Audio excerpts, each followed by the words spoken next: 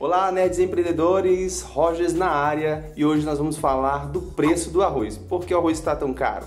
Vamos entender um pouquinho da lei da oferta e da procura, entender um pouquinho também de inflação. Vamos para o vídeo?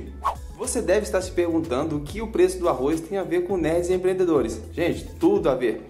Empreendedores. Você precisa entender do mercado, conhecer as nuances, o que faz o preço subir, o que faz o preço cair, porque o preço do seu produto ou do seu serviço depende muito da lei da oferta e da procura. Então vamos entender um pouquinho como isso funciona. Para exemplificar, vamos usar a questão do arroz, que está em alta aí, né? O arroz teve umas subidas assim exorbitantes e muita gente está se perguntando o que aconteceu que o arroz está tão caro. E aí a gente entraria numa discussão econômica que não termina tão cedo.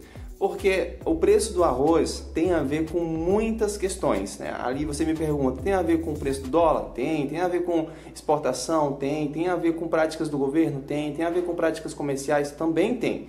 Então eu vou tentar explicar um pouquinho do que aconteceu aí nos últimos anos sobre a questão do arroz, e aí a gente vai entender hoje por que o arroz está tão caro. Não tem como falar do preço do arroz hoje sem entender um pouquinho do histórico aí da produção de arroz no Brasil.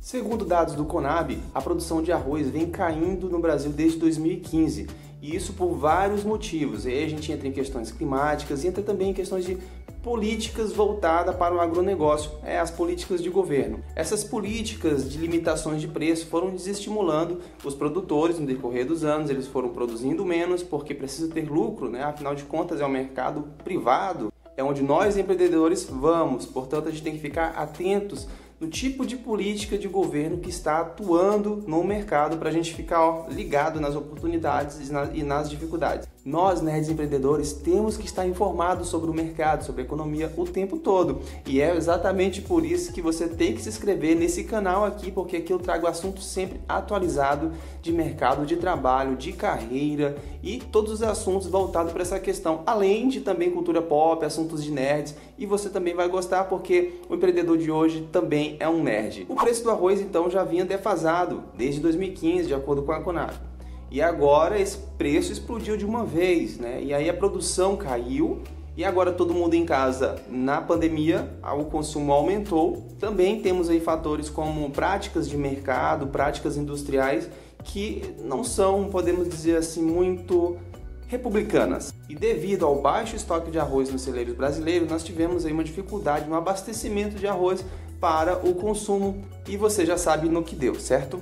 Mas para não ficar tão superficial e também não entrar no economic case aqui, eu vou dar aqui alguns exemplos de outros fatores que influenciam muito sobre o preço do arroz. O preço do dólar, as importações, os interesses dos produtores, também os interesses da indústria e do comércio, o clima, as políticas de governo, volume de safra e mais uma série de outros fatores. Mas também há um detalhe que não pode deixar de ser falado aqui, que foi a quantidade de dinheiro injetada agora com o programa emergencial do governo. A gente já tinha um volume de dinheiro no Brasil e agora foi injetado extra, um volume muito grande de dinheiro. Vocês vão dizer, é um pouquinho auxílio, sim, mas é para muitos brasileiros, então acabou dando um volume grande. E isso estimula o quê? A inflação. É isso mesmo. O valor da moeda desvaloriza, vamos dizer assim, e o preço das coisas, a gente sente que ele sobe, ou seja, você perde o poder de compra, corrosão do seu dinheiro. Então isso é inflação. E aí a gente tem preços como o do arroz que fazem com que o preço de outros itens da cesta básica também subam, mesmo que não tenham nada a ver uma coisa com a outra, cadeia produtiva. Mas assim como lá na série Dark, tudo está interligado.